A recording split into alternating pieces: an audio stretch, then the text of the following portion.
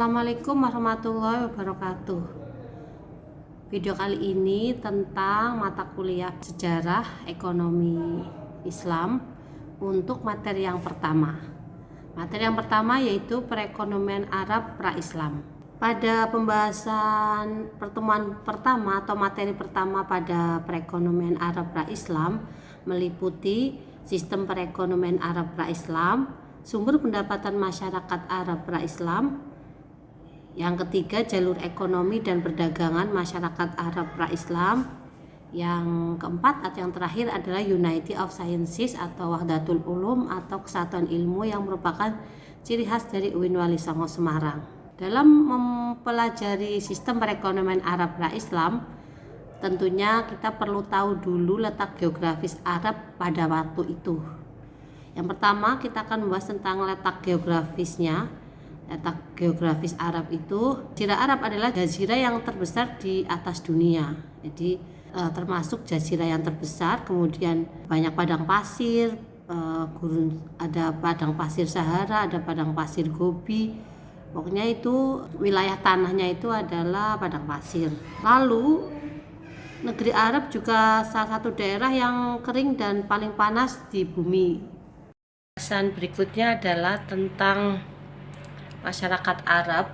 Jadi berdasarkan letak geografisnya itu masyarakat Muslim pra-Islam, masyarakat Arab pra-Islam itu ada Arabia Petraea, ada Arabia Desertaia, dan ada Arab Felix. Untuk Arabia Petraea yaitu daerah-daerah yang berbukit-bukit batu memanjang dari semenanjung Sinai. Jadi kalau yang ini daerahnya Arab Petraea itu adalah daerah yang berbukit-bukit, ya, ada pegunungan batu, lalu berada di ketinggian-ketinggian seperti itu karena dia ada di bukit-bukit. Yang kedua, Arabian Desertae itu adalah daerah yang melingkari yang ada ditutupi oleh pasir dan mengandung air. Jadi karena Arabian Desertae ini mengandung air atau airnya banyak, jadi di situ itu cocok untuk pertanian, untuk menggembala ternak karena airnya banyak.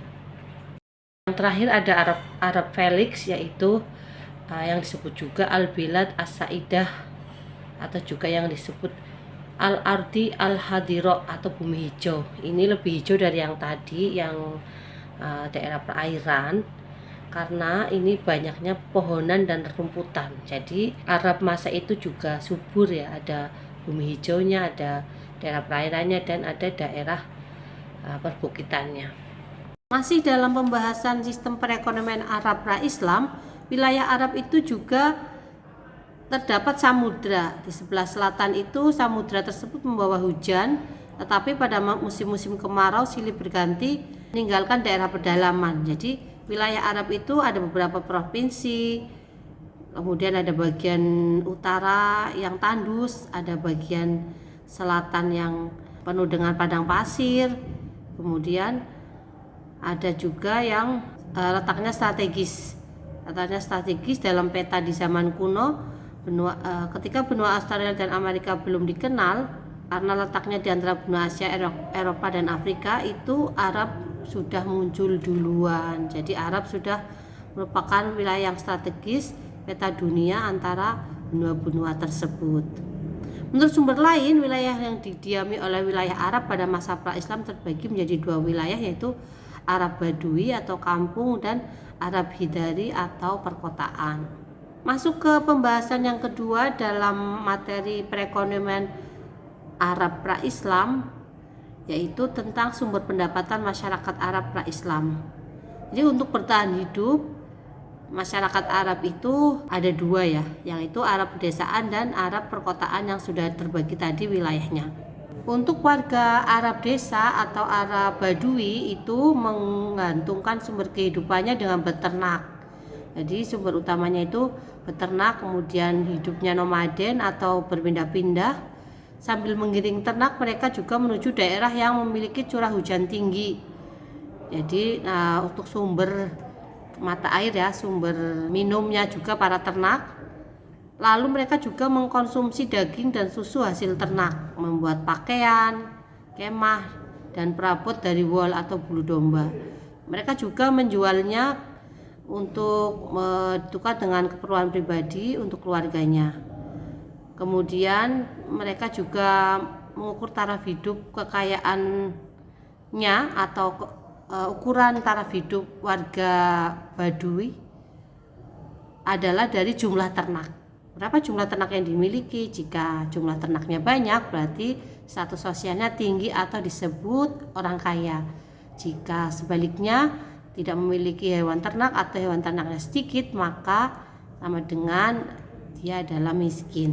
Berikutnya untuk warga yang kedua, jenis warga yang kedua, warga Arab yang kedua yaitu warga perkotaan.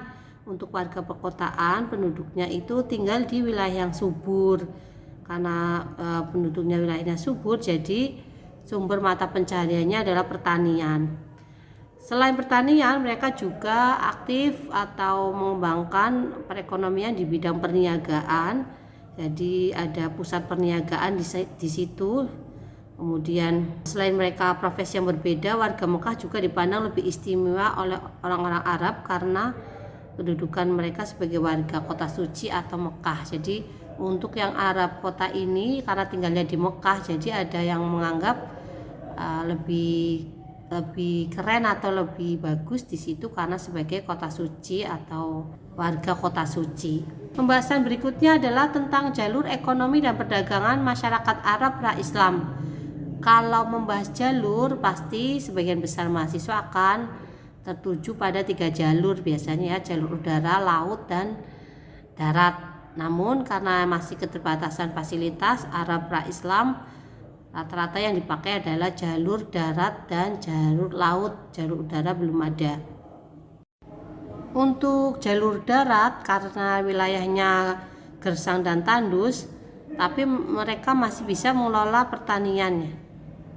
Kecuali di beberapa wilayah yang lahannya subur. Jadi bisa mengelola pertanian yang di wilayah lahannya subur meskipun ada di daerah yang tandus dan gersang. Kendati dipenuhi padang pasir, lokasinya juga sangat strategis di tengah belahan dunia. Di sana pertemuan jalur perdagangan dunia antara timur, jauh, dan barat. Di darat, jalur perdagangan dari India melalui Asia Tengah, kemudian ke Iran, Irak, dan Laut Tengah. Selain itu, selain jalur darat, ada juga jalur laut melalui Teluk Arab dan sekitar Jazirah ke Laut Merah. Jadi itulah jalur lautnya. Tak heran kemudian perdagangan menjadi andalan perekonomian bangsa Arab. Nah, pasti setelah mengetahui jalur darat dan jalur laut itu kemudian selesai ya. Tapi tidak, ternyata ada jalur lain. Jalur lain dalam perdagangan itu kan semacam bertemunya pembeli dan penjual, yaitu ada jalur pasar. Nah, ini akan saya jelaskan. Jalur ekonomi atau jalur perdagangan masyarakat Arab pra-Islam disebut juga sebagai pasar zaman jahiliyah. Terdapat 10 pasar yang masyhur pada saat itu.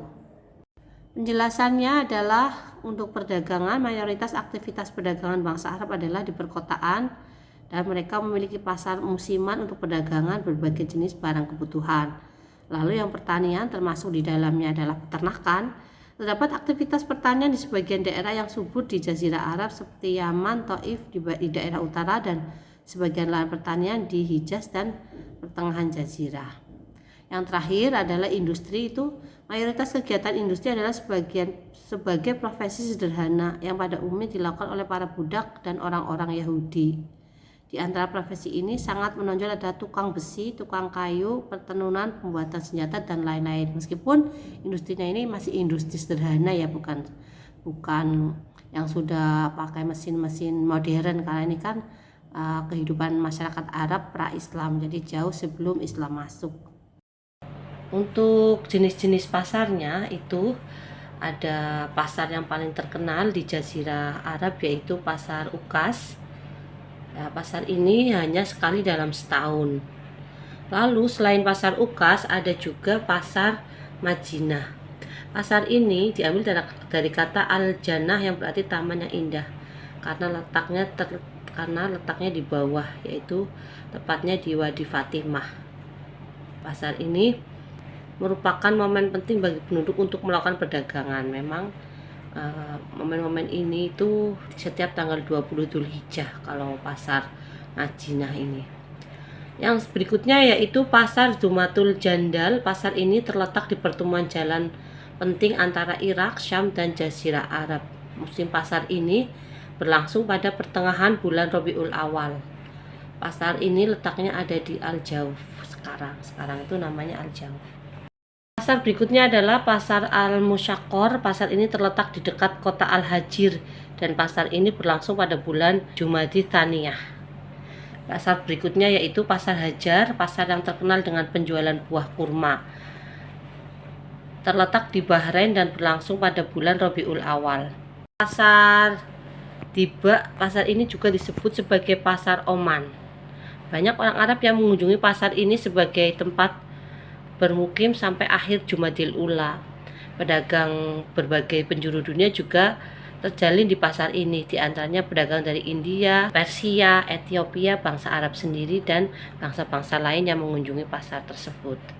Berikutnya ada Pasar Hubasyah, terletak di sebelah selatan Mekah. Pasar ini terkenal dengan sebutan Pasar Tihamah kuno dan bukan termasuk pasar haji.